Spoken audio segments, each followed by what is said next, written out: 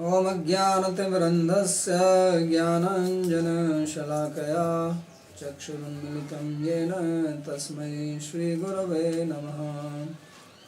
वन्देऽहं श्रीगुरो श्रीयुतपदकमलं श्रीगुरुं वैष्णवांश्च श्रीरूपं साग्रजातं सहगणरघुनाथान्वितं तं सजीवं साद्वैतं सावधूतं परिजनसहितं श्रीकृष्णचैतन्यदेवं श्रीराधाकृष्णपादान् सहगणललिता श्रीविशाखान्वितांश्च। हे कृष्णा करुणा सिन्धो दीनबन्धो जगत्पते गोपेश गोपिकान्त राधाकान्त नमोऽस्तुते। तप्त कांचन गौरांगी राधे वृंदावनेश्वरी वृषभानुसुते देवी प्रणमामि हरिप्रिये।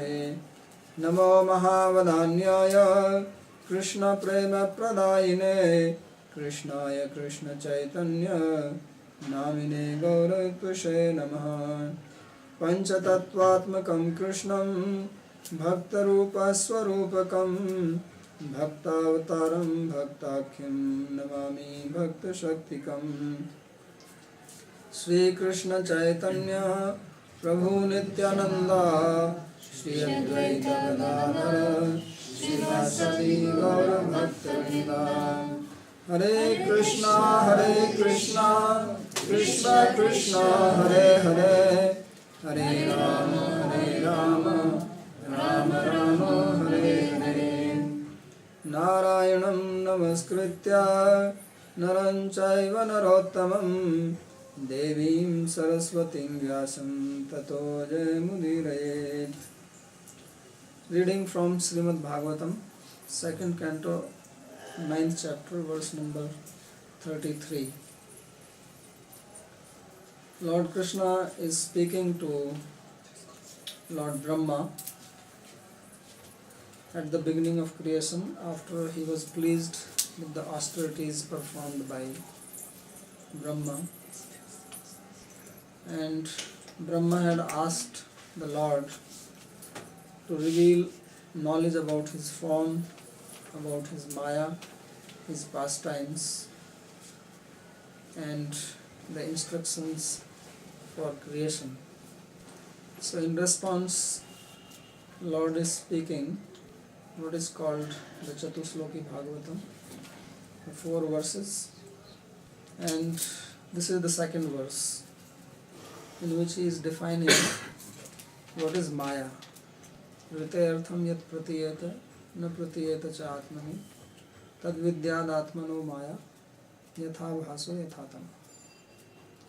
He said that which does not manifest within the Lord and also cannot manifest without his support, which is like reflection as well as like darkness, that should be known as the Maya of the Lord. So we have been reading the commentary by Sri Vishwanath Chakravarti Thakur on this verse, and he has given 2 different meanings to this verse to explain the Maya which acts in the material creation, Mahamaya, and another meaning on Yoga Maya.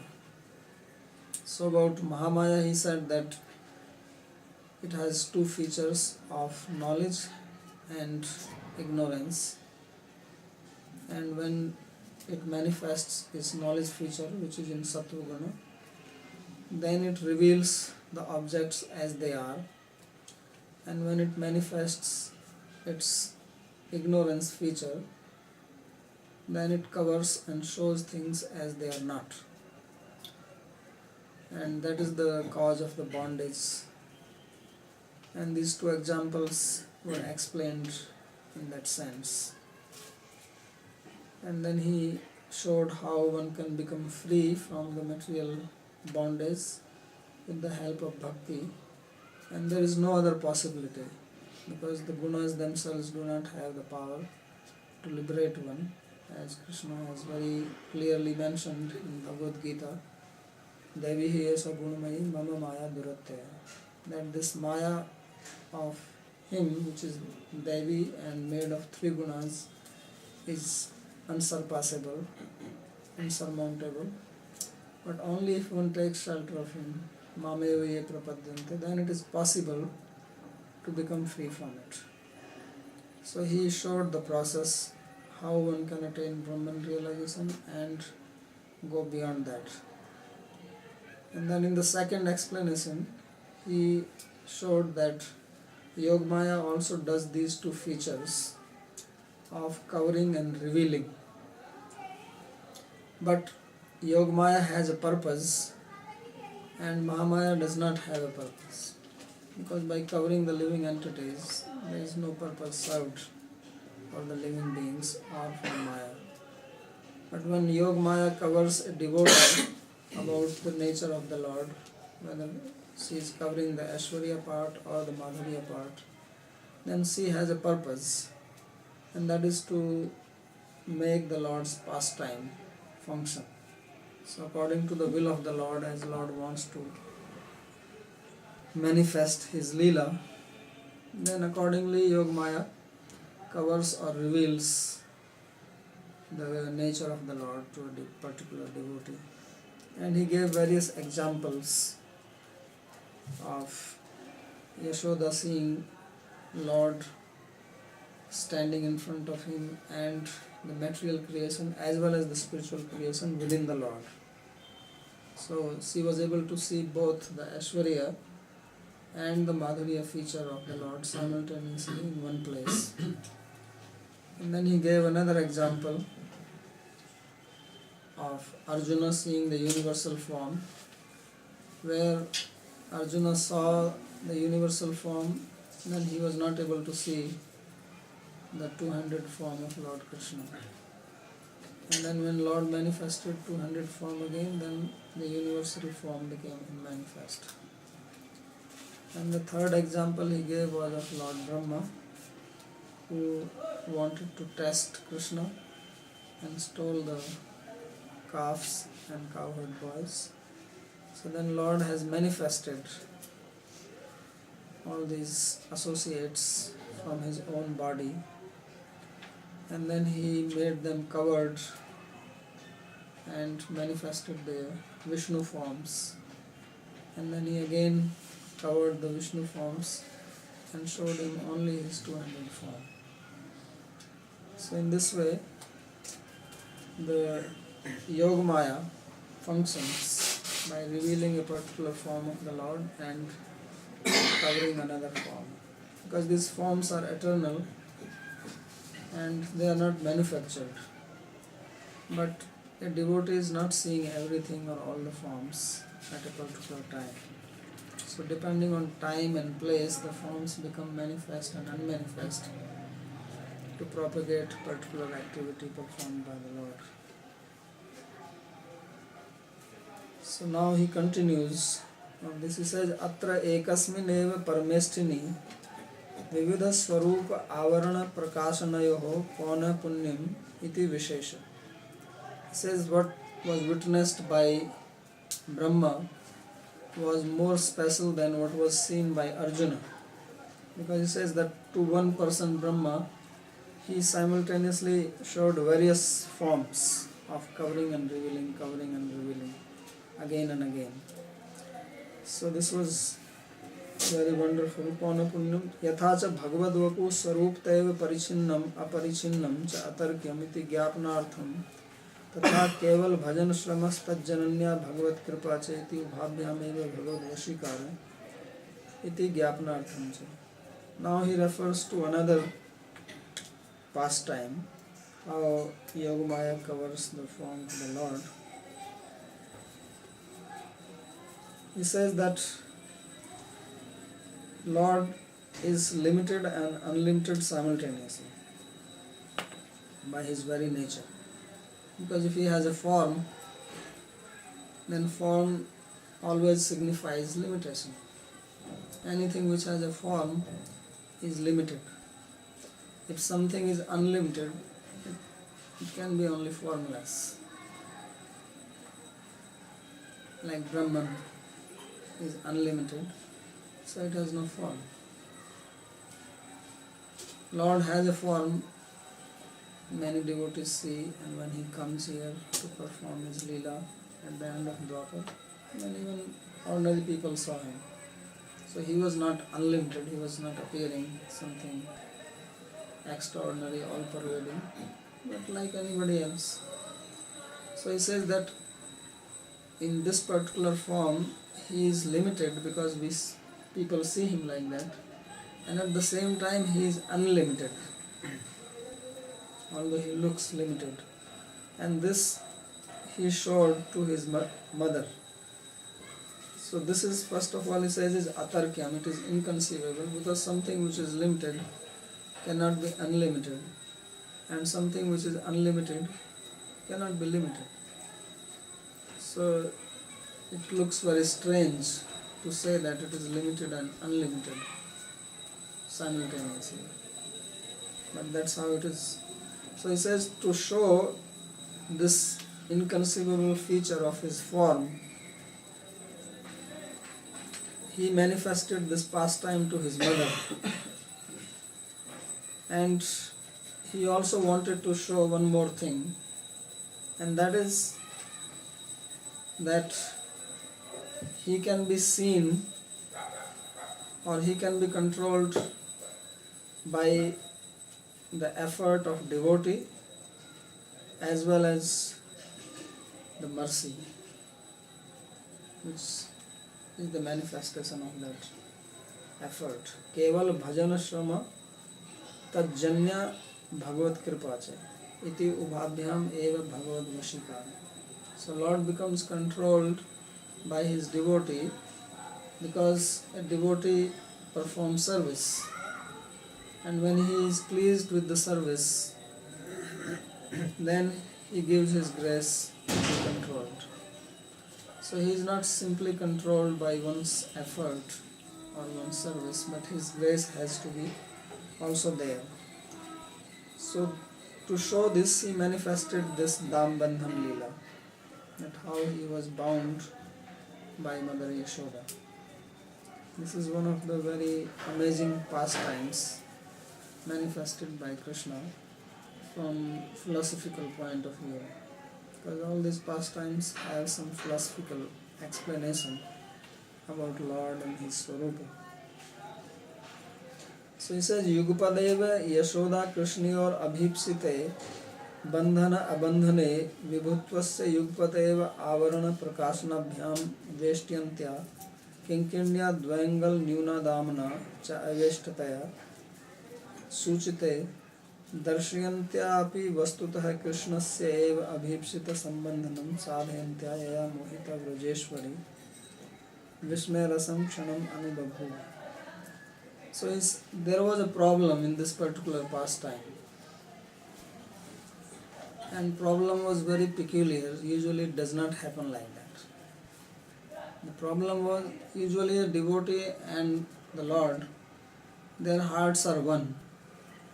They don't have difference of opinion, because this is the very nature of love, that when two people are in love, then their hearts are united and they think in the same manner and function in a coherent manner. But here there was something problematic, and the problem was that Yashoda wanted to bind Krishna and Krishna didn't want to be bound. So now the Yogamaya was little confused that whom she has to follow, because has she to follow the wish of the devotee or the Lord, and how is it that Lord wants it in this manner? And Yashoda was trying very hard. So therefore he says that Yashoda Krishnayor Abhipsite Bandhana Bandhane. And it would have been alright if their desire to be bound and not bound was at different times. But it was simultaneously at the same time. If there was a time when Yashoda wanted to bind Krishna and Krishna did not mind, then okay, he gets bound.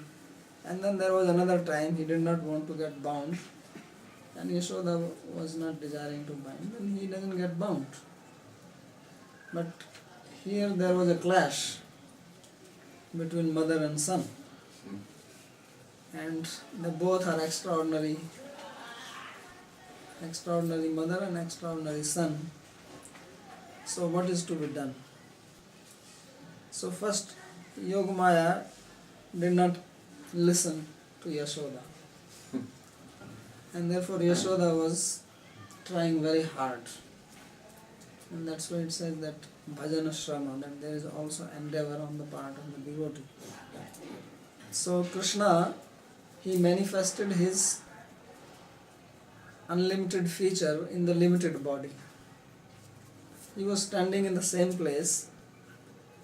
Yugpadeva avarana prakashanabhyam veshtyantyam. So this is very, very interesting. In the previous cases we saw that the Yogamaya was manifesting one form and covering the another one. But here Yogamaya has to play a trick. Krishna is standing and Krishna's form is visible to everybody. And yet Yogamaya has to manifest the all-pervading feature in that limited form. So this was a difficult thing. That means Yashoda is seeing Krishna standing in front of her, and yet he is all-pervading. That's why he was not bound. So simultaneously it happened. Previously we saw that Arjuna is seeing the universal form, which was all-pervading. Then he was not seeing his human form. When he was seeing his human form, he was not seeing the all-pervading feature. But here, the amazing thing was that Krishna is standing in that limited looking form, and yet he was unlimited. He did not look big. So he makes one, and she was trying to bind him. Binding means the rope has to go through his waist and the ends have to meet. So the ends were never meeting. But now the interesting thing was that we may think that his waist became very big. No, it did not become big. Otherwise, Yashoda would have probably given up and would have said that first you have to go on diet and then I will bind you. You have to lose weight. So nothing like that happened. And there was one more interesting thing which happened, that previously in the villages there was a custom. In the villages they still have that when there are young boys, it's only for the boys, not for the girls, then they tie a black thread around the waist. It is called pagadi. And they also tie one, what it is called, ghungru, small bell in that black thread. So when the boy is going around, walking little bit, it makes very nice sound.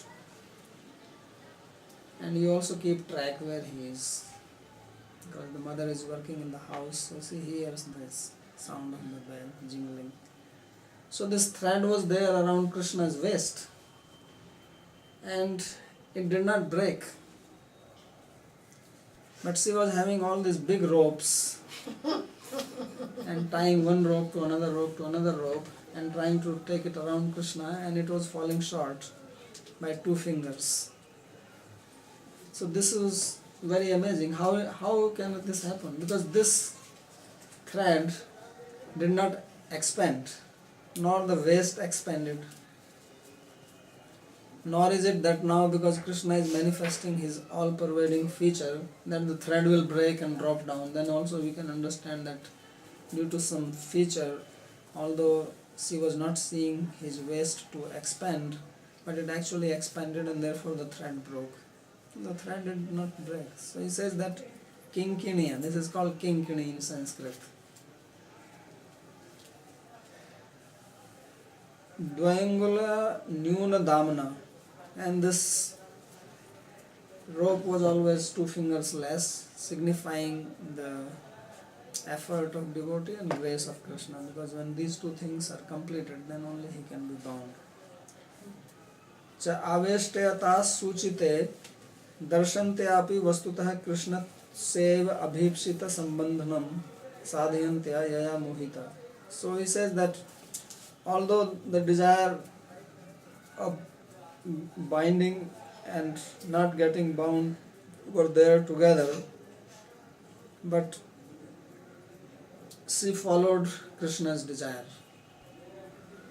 Yogamaya, ultimately servant of Krishna, and Krishna is supreme. So he says Krishna seva abhipsita sambandhanam sadhayantya yaya mohita vrajeshwari vismay rashnam kshanam anubhavo.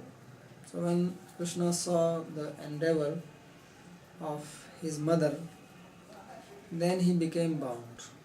So drishtva parishraman Krishna kripaya asid swaban.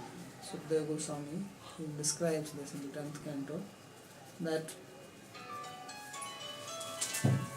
when Lord Krishna saw the effort, because he saw that Yashoda was sweating and her garland has fallen down from the feet, from the head on the ground, and Vishwanath Chakravarti explains that why did the garland fell down, the flower from the hair, why did they fall on the ground? Because they saw that, oh, she is so great, and we are on the head, we should be in the feet of this devotee, she is binding Krishna.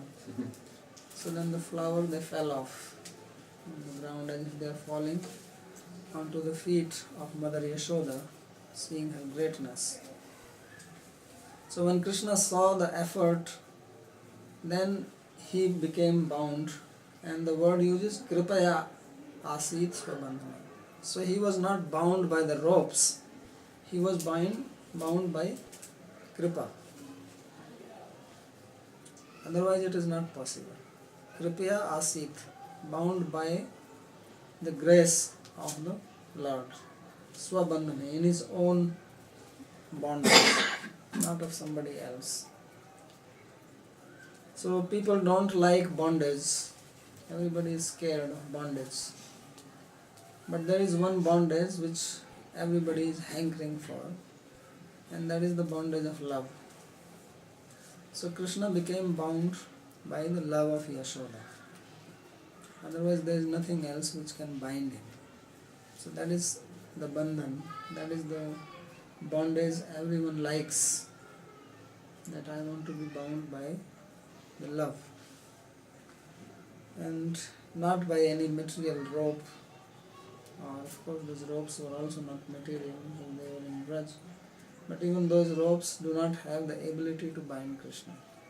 Only devotee's love combined with the grace of Krishna can bind him. So this, therefore Vajeshwari Vismay Rasam Kshanam Anubhabhuva Paschat Tasya Api Abhipsitam Krishnam Sammatya Sadhetum Vibhutvam Yaya Khalu Avritam Eva Ityate Sa Krishnam Bhavanheya. So in the beginning, Yogamaya was following the desire of Krishna, and she was manifesting Krishna's all-pervading feature, and Yashoda was not able to bind him, and therefore she was struck with wonder that how is it possible. And after that, Yogamaya also performed the wish of Yashoda by approval of Krishna. Krishna approved that, okay, now you can also fulfill. Krishna sammatya sadheta, not independently. Vibhutvam yaya khalu avritam eva. So then what Yogamaya did? That she covered the all-pervading feature in Krishna's body. And then that feature was covered, and she was able to bind him even just with one rope. Then she realized this rope is too big. Why do I need such a big rope? So that was another surprise for her, that so many ropes tied together and I could not bind, and now suddenly I can bind. Atra ekadaiv ekasyeva vibhuttasva avarana prakashna iti purpuruto vishesha. So he says here the speciality from all the previous specialities, that in one form itself, the manifestation of this feature of pervasiveness in the limited body, and then becoming covered This was special because this was not seen by Brahma. When Brahma was seeing the forms of Lord Vishnu, he did not see them all pervading. When Arjuna saw universal form, he saw it all pervading, but he did not see it limited. So he says that in one form itself, simultaneously. This is very special. Then he continues to give more example that how Yogamaya is very amazing. Yathacha pratisva nimantranadi siddhyartham Shrutadev bahulashva rukmani satyabhamadi grihasthitasya tasya tattat swarupasya eva yugpadeva avaranam prakashanabhyam tatra tatra lila siddhir vyakhyasate. So he refers to two pastimes. One is that Krishna once went to Mithila, which is in Nepal now, and there the king was Bahulasva, who was a great devotee of Lord Krishna. And there was also one Brahmana whose name was Shrutadeva, and he was also a very great devotee. So to bless them, Krishna went to Mithila, and he was accompanied by many great sages. So when he went there, then the king received him very nicely, gave him royal reception, and the Brahmana also came there. So king obviously wants to take him to his palace, and Brahmana also desired that Lord should visit his humble house. So then what Krishna did, that simultaneously he went to both places. The king thought that Krishna is coming with me, and the Brahmana thought that he is coming with him, and the both thought that he is with them only. They did not know that actually Krishna is with both. And he stayed there for some time, and then when he was leaving, then he came and he became one, and he came back. So Sukadeva Goswami has described this pastime, and he specifically says that he manifested these two forms and went in two different directions without the knowledge of other people. The other one is that when Krishna was there in Dwarka, then he had 16,108 queens, and he was with every one of them. So Sukadeva Goswami has also described that how he married 16,000 girls simultaneously. So somebody will say that he married 16,000 queens, so he could have married one after another. But he says that Yugpadeva simultaneously. So he says, alright, you can marry them in one place, they can be all together. And Krishna is there, he marries. So he says, no, he married them in separate houses and at the same time.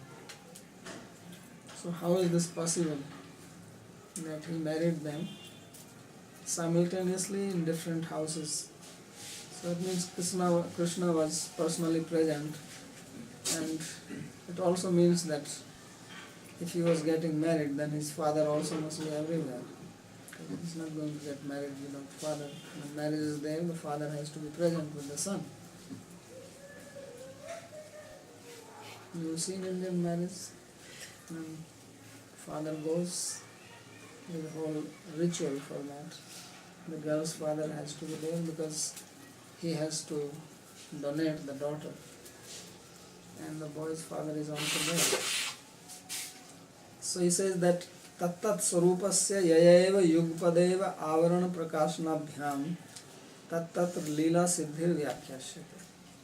So he says that Lord performed this lila, that simultaneously these forms were manifest, and then he will also cover them.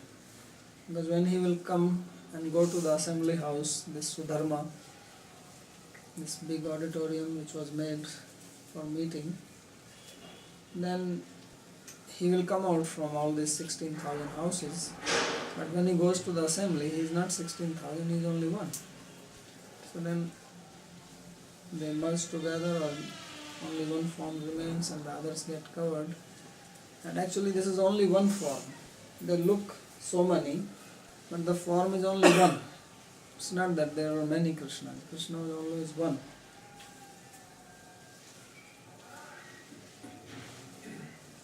So he says, Atra Srutadeva Bahulaswadi Vyakti Bhedam Apeksheva Avaran Prakashnayor Yoga Padyam Purvatra Ekasyam Yashodayam Evaiti Vishesha. So he says this is special because Krishna has manifested two different forms to Srutadeva and Bahulashva. That means his form were manifest to two different people. In case of Yashoda, she was alone.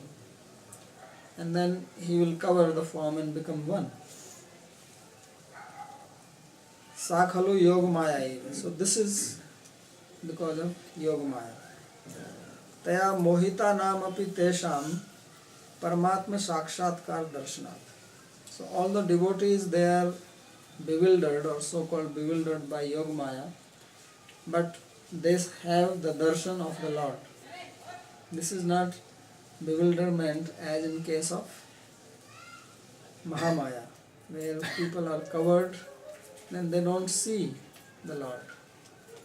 She takes them away from the Lord, they are in forgetfulness. Sacha Paramatma Sakshatkaro Bhakti Misra Jnanavatam Avidya Vidyayor Uprame Sati. So now he says that this vision of the Lord, for different people, it happens in different way. Those who are performing Bhakti Misra Gyan, the process of Gyan mixed with Bhakti, they can have the Lord's vision only when their Vidya and Avidya, that is two features of Maya, have been completely removed, not before that. So then they can have the Lord darshan. But when Lord takes avatar, tathaiva avatar samaye krishnam pritya pashyatam tat kripa vishayi bhutatvad apremavataamapi. Those who have affection for Krishna, means who are not antagonistic to him, when he has taken avatar on the earth, then even those people who have not attained prema, they can see Krishna because of his grace. So people who were seeing him, not that everybody was having the prema for him, but if they were favorable, then they saw him. Anyada tu premvatam eva Krishna Ramadi sakshatkaro Bhagavad matena uchyate. Otherwise he says that in opinion of Srimad Bhagavatam, only those devotees who have attained prema can see Lord Krishna or Lord Balaram or Lord Ram, not otherwise. Even if somebody has bhav, then sakshatkar or direct vision of the Lord is not possible without prema. So that means the people who are in the spiritual planet and having darshan of the Lord, they all have prema. Otherwise they will not see or be there. Teshu Yogamaya eva adhikaroti. And these devotees, they are under the jurisdiction of Yogamaya and not of Mahamaya, Natu Maya. This Maya has no influence or jurisdiction over these devotees. There is another type of sakshatkar or vision of the Lord, and that is the demoniac people or who are antagonistic to the Lord, such as Kamsa. So how is that they are able to see Krishna? So it says, Krishnam tad ichchaya pashyatamapi kamsadinam dvesha lakshana antakarana doshad eva na paramatma sakshatkar.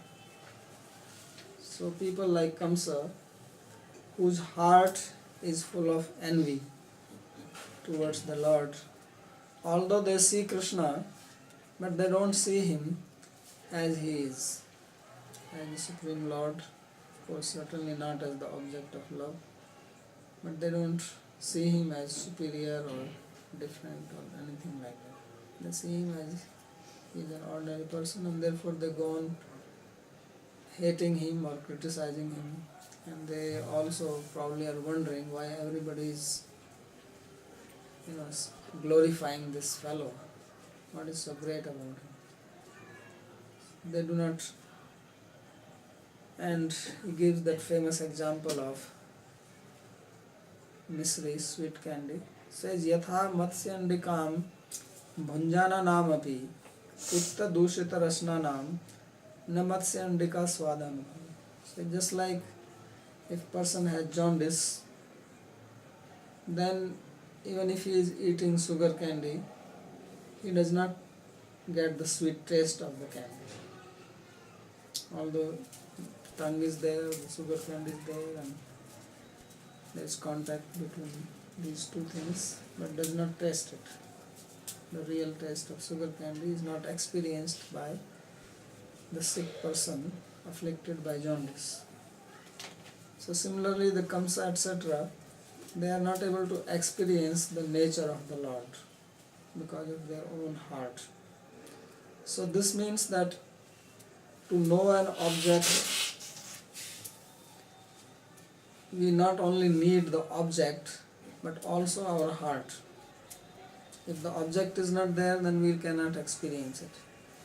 But even if the object is there, we may not experience it the way object is or its proper qualities because of the defects in our heart or in our senses.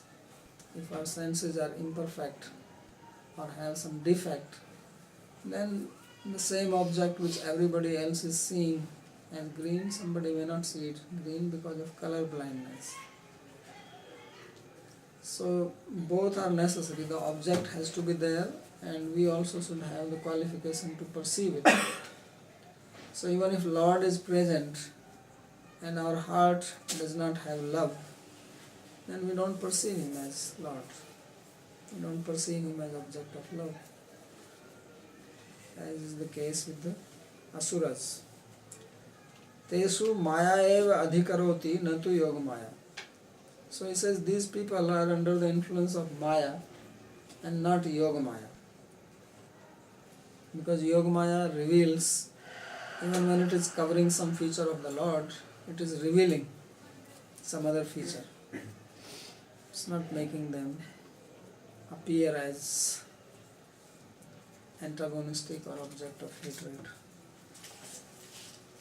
So now he says that what is this Maya or this Mahamaya? He says Maya Shaktischa Yog Maya Uttha Tasya Vibhuti Reva. Says that this Maya which is experienced in this material world, this is also an energy of Yog Maya. So ultimately now he is saying that there is only one Maya, and that is Yoga Maya, and that Yoga Maya manifests one of her potency here as Maya. Yaduktam Narada Pancharatre Shruti Vidya Samvada. As it is described in Narada Pancharatra, there is a dialogue between the Vedas and knowledge personified Vidya. अस्या आवरिका शक्तिर महामाया खिलेश्वरी यया मुग्धम जगत सर्वम देहाभिमानिनः. So there it is said that the covering potency of Yoga Maya is called Mahamaya, which is the supreme in the material world, and being deluded by that, the whole people in this world, they identify with the body. So this identification with the material body by the soul, this is the fundamental action of Maya. This is basically what Maya does. It makes the soul identify with the physical body. And once we are identifying with the physical body, then the material world functions. Otherwise, material world will come to an end. भगवता स्वरूपत्वेन अभिमन्यमाना योग माया शक्तिश्चेद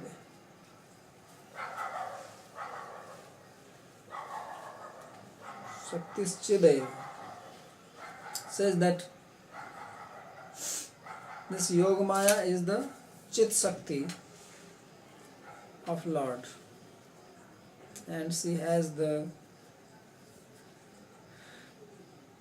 identity that she is the Swarup Shakti of the Lord. Saiva ansena swechhavasat swaswarupattvena anabhimanyamaat swaswarupat prithak bhuta sati maya shaktir jadaya.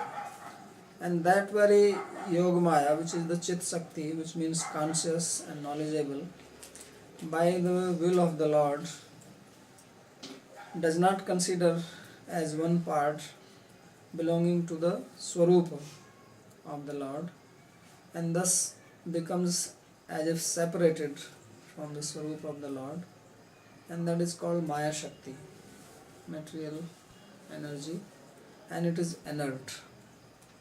So the Yogamaya is conscious by very nature, and Mahamaya is Jada.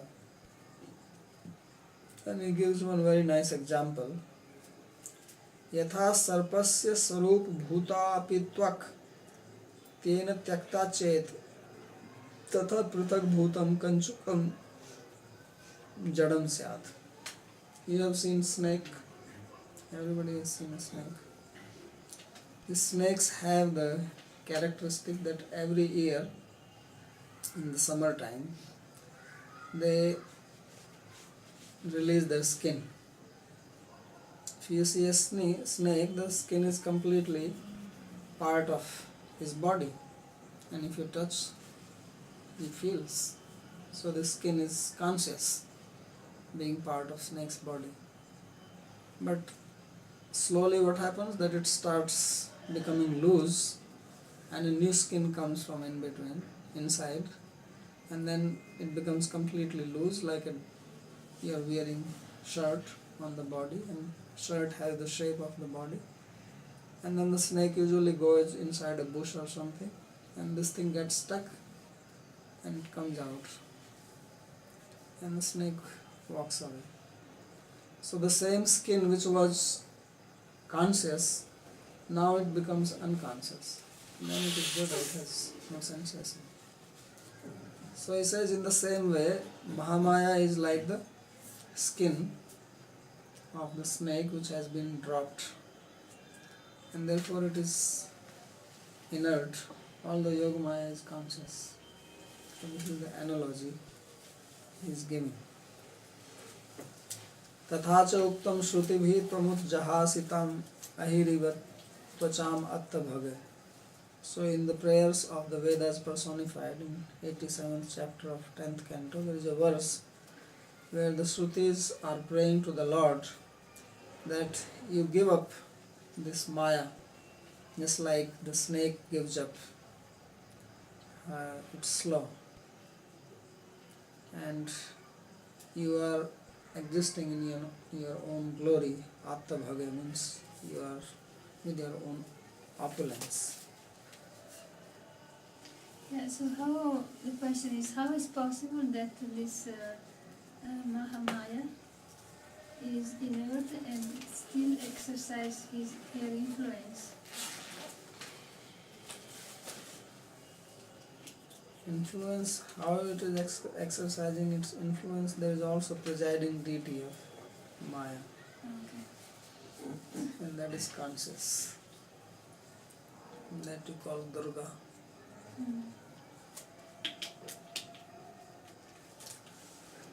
Now he defines Maya, which is more relevant for us. Yogamaya you can hear, but what is its relevance to us now? So better to understand Maya, because we are under the clutches of Maya. So he says, Sacha Maya Trividha. This Maya manifests in three ways here in the material world. Pradhanam, Avidya, Vidyacha. One is called Pradhan, which is the original or primordial matter which manifests all the objects of this material world. Second is avidya, ignorance, and third is vidya or knowledge feature. So these are the three features of Maya. Pradhanasya lakshanam jayanteya upakhyanam vakshate. Pradhan is defined in the 11th canto in the dialogue between King Nini and Navyogendras. In the description given there, Pradhan, that it is of three gunas, sattva, rajas, tamas, how it manifests. Pradhanena upadhaya srijyante. So what does Pradhan do? Pradhan manufactures the upadhis. Upadhi means a designation, which here means the physical bodies and the sense objects. So we all have some designation, some identity which we think, and that identification is in relationship to our body or our material positions and possessions. So these are all manufactured by Pradhan. If anybody asks our introduction, we introduce ourselves in relationship to our physical body, which is the upadhi. Upadhi is something which is acquired. Upadhi also means post. You go to an office, you have a post there as a manager or a director or consultant. So that was not there before you occupied that post. And if you resign or you are fired, then again you don't have that designation anymore. So that designation is given to you externally. It is not part of your swarupa, your internal nature. So this body is also called upadhi because it is external to us. It is not part of our swarupa. We have accepted it and it will be given up. So this is the creation of Pradhan, and it is real. All these upadhis, designations, are not false. They are real. It's not that this body is false. It exists. Avidyaya jivesu tadadhyasa. Then once there is a soul and then there is a body, like there is a person and then there is a post empty somewhere.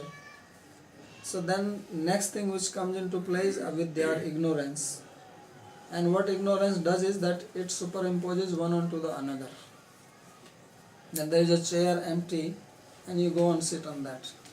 So that is called adhyas. Adhi means above and as means to sit. This is the word coming from English, So you put your ass on the chair, that is called adhyas. So that is called superimposition because you are imposing yourself onto another thing. But the beauty is that when you superimposed yourself, then you start thinking that you have become that. So this is the meaning of superimposition, adhyas.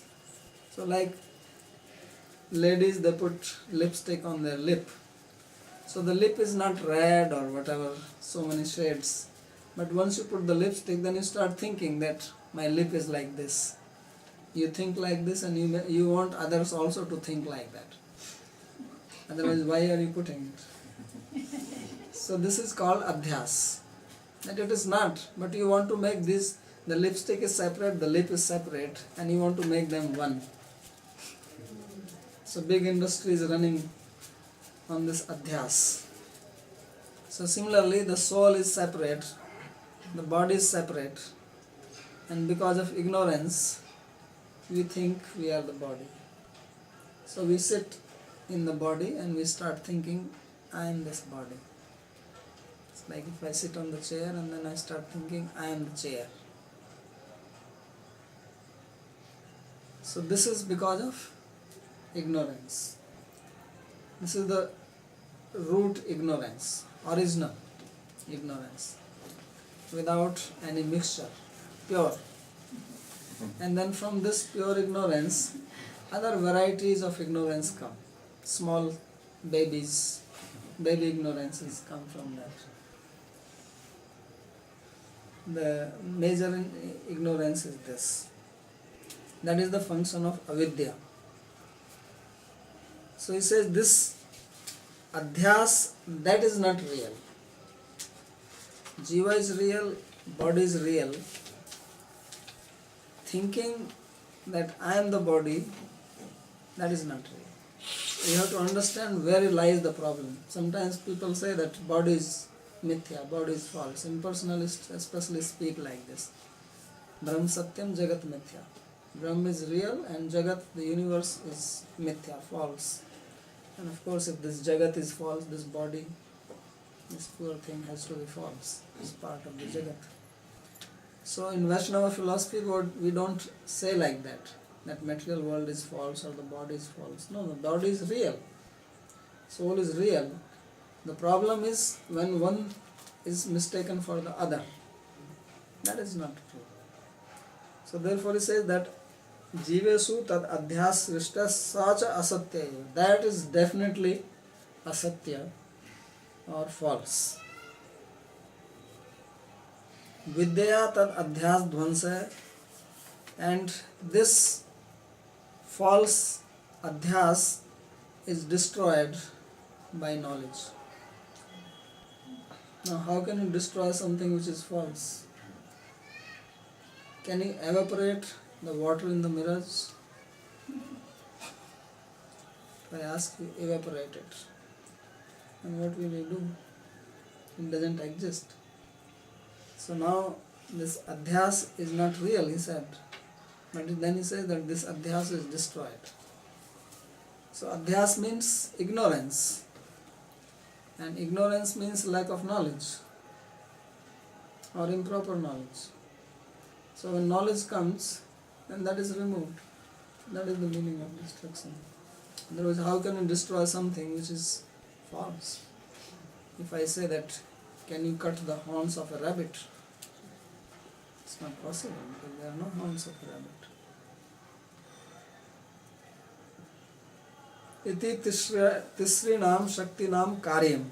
So these are the three effects of three potencies of Maya. Pradhan, Avidya and Vidya. Pradhan creates the real world. Avidya gives identification to the soul, and Vidya removes that identification. So therefore bondage is not real. Bondage is also false.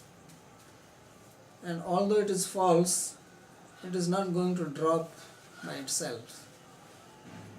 Sometimes people think that when time comes for liberation, then I will get liberated. No, nothing like that. It's not going to happen by itself.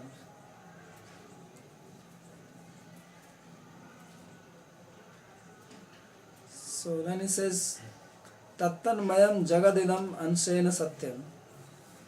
So now he says that because this jagat has these three features of Maya, so partly it is true, because some part were true and some were false. So he says, Tattanmayam jagad idam ansena satyam, ansena asatyam. And partly it is false. What is the false part in this universe? All this ignorance, thinking I am this, I am that. That is not real. Tatha jivanam nityatvat. Now the jivas are nitya, they are eternal. Bhagavan niketanadi bhakti upkarnanam nirgunatvacha ansena nityatvam api vadibhir yathasvamatam nana ruptaya nirupitam. Then he raises one more thing. He doesn't go into the details of that. And he says that what about things like temple of Krishna? Is it real, unreal, or completely real, partly real? partly unreal. What is the story about it?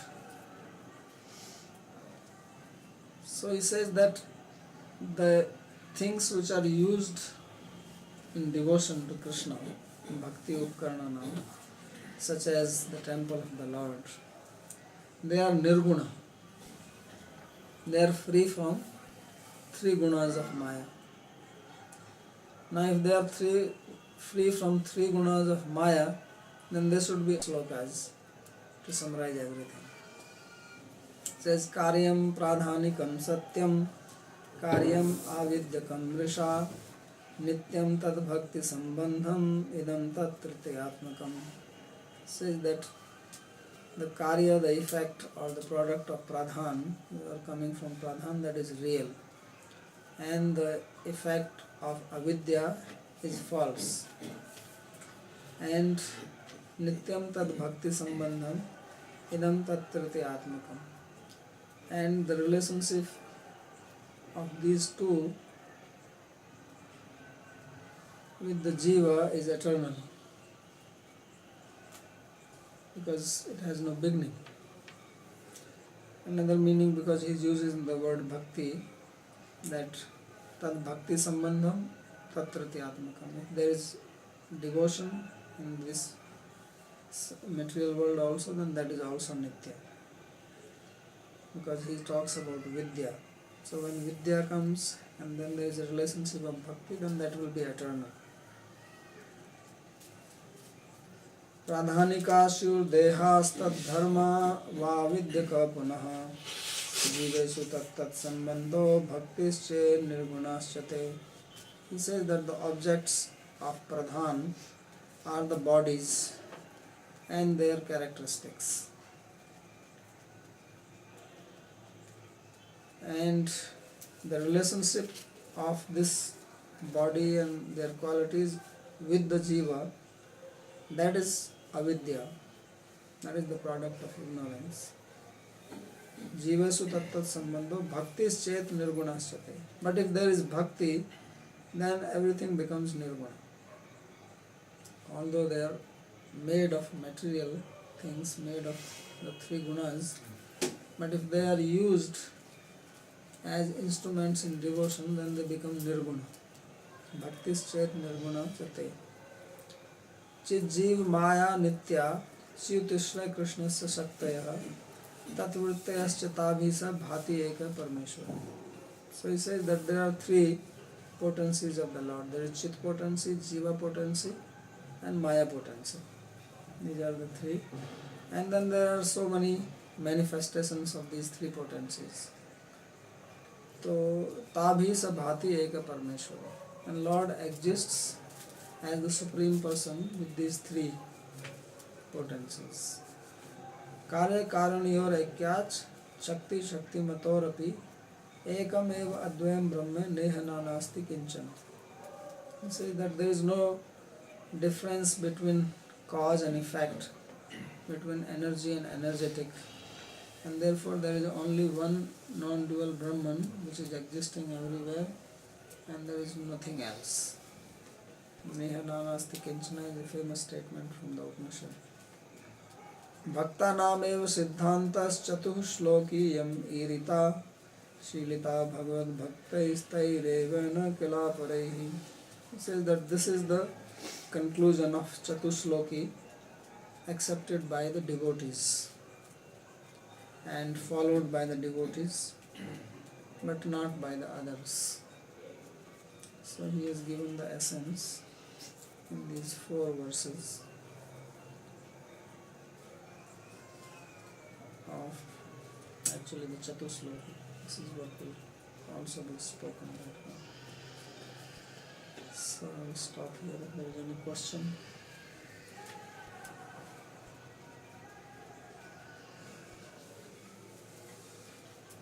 Yes. About this nirguna, so nirguna means also if something is in nirguna, behind the guna, is eternal. Yeah, nirguna has 2 different meanings. One is that, of course, the real meaning is that there are no gunas in it. and it can also mean eternal because something which is within the gunas is temporary, that is material. But what it means is that it will give you the effect which is nirguna. Because even if it is made of matter, because every object here is made of matter, even when they are used in the service of Krishna, they are material objects, and therefore they are made of the gunas. But because they are used in the service of Krishna, their effect will be nirguna. So then, because the effect is nirguna, and effect and cause have some identification, then they are also called nirguna. And also about this destroying the effect. We cannot destroy something that doesn't exist. So this effect of the Mahamaya to be with there and give this idea, false idea, that the soul is body. So then the knowledge is destroying that. Yeah, we use the word destroying, but actually what is happening is that there is something which is not existing, there is lack of something. And due to lack of something, there is identification. So if that lack of something is removed, that is called destroying that. Like if you cook something, if you make pasta, and before you have made pasta, the pasta is non-existence, right? And when you make pasta, the non-existence is destroyed. So in that sense, although it is non-existent, and you say I am destroying it by making pasta. So in that sense, the identification is due to ignorance of our true identity. So that means we are not having knowledge of our Swarupa and our relationship with Krishna. We are lacking that. And when that knowledge comes, that is removed. Although it is non-existent, so really speaking, what is removed? There is nothing which is removed. We get something.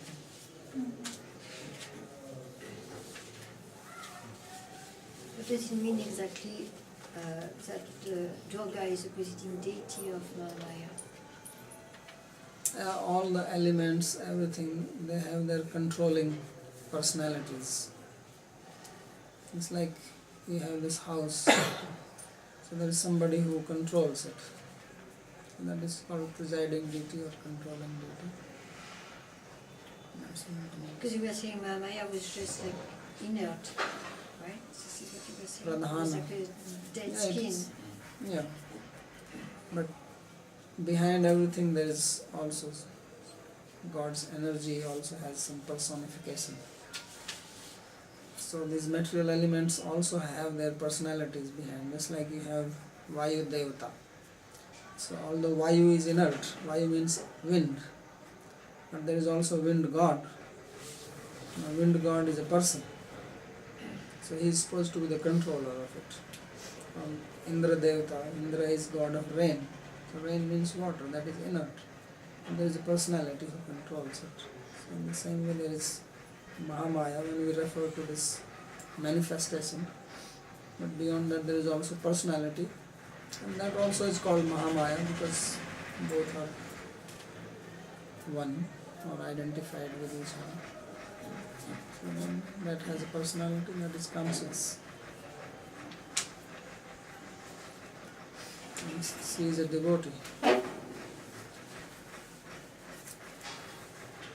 So you can understand that Maya has two aspects. One is the controlling deity of Maya, and one is the Maya itself, which is manifest. So when he was talking about that it has three parts, he is talking about the second part of Maya, not the controlling deity. In the case of Yogamaya, is Purnamasi related to Yogamaya? She is Yogamaya? You can give whatever name, Purnamasi or Subhadra, whatever. Whoever is managing Krishna's pastime. Here in Braj it is Purnamasi.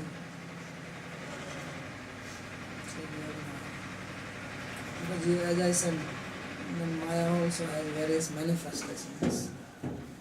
There is also Lord Ramachandra, so there is no Purnamasi there.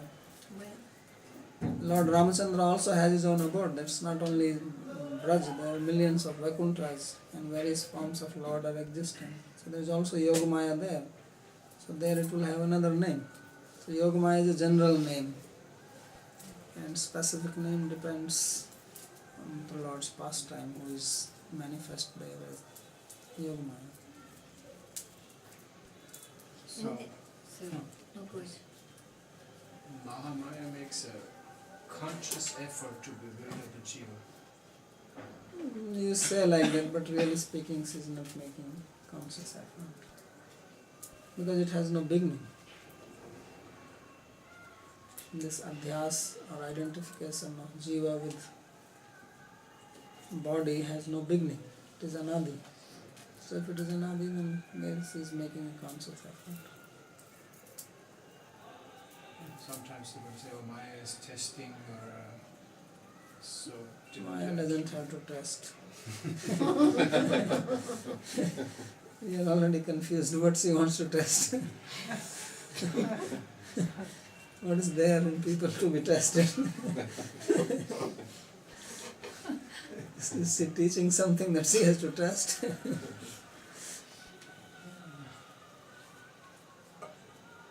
Yes, this is just for our So it's daily talk. really just the gunas playing around with the You know, jiva. they're playing their rules and their principles of material nature, they function. So,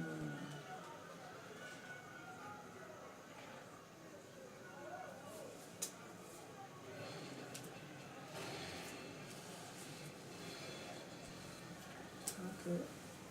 Hare Krishna.